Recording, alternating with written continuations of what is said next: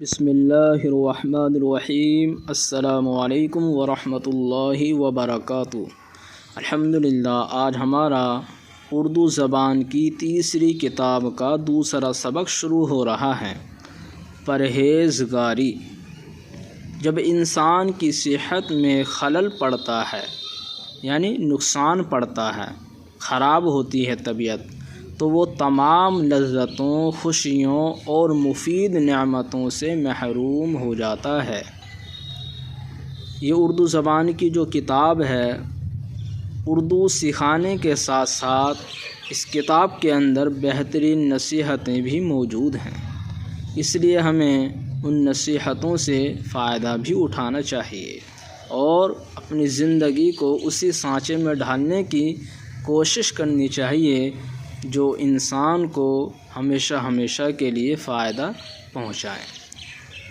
ہم کو نہایت احتیاط کے ساتھ اپنی تندرستی کی حفاظت کرنی چاہیے، کیونکہ یہ حفاظت اس مصیبت سے آسان ہے جو بیماری کے دور کرنے میں بھگتنی پڑتی ہے۔ تندرستی کی حفاظت اس طرح ہو سکتی ہے کہ ہم ان باتوں اور ان چیزوں سے بچتے رہیں جو تندرستی میں خلل ڈالنے والی ہیں۔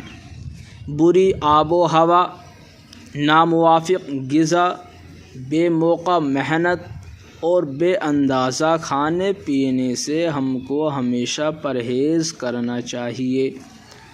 جس طرح ظاہر کی بد پرہیزی سے انسان کے بدن میں دکھ درد پیدا ہو جاتا ہے، اسی طرح باطن کی بد پرہیزی سے اس کے دل کو طرح طرح کے روگ لگ جاتے ہیں۔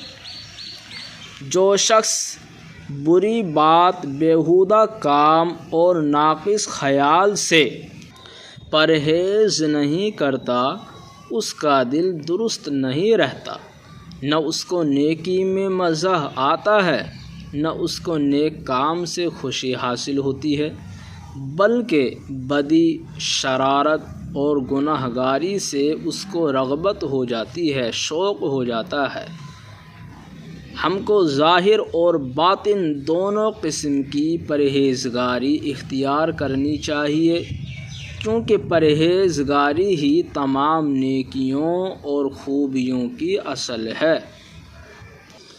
محروم، بے نصیب، احتیاط، پرہیز، بچاؤ، شرارت، دنگا، رغبت، شوق، اصل، بنیاد، جڑ۔ الحمدللہ، آج کا ہمارا سبق مکمل ہوا۔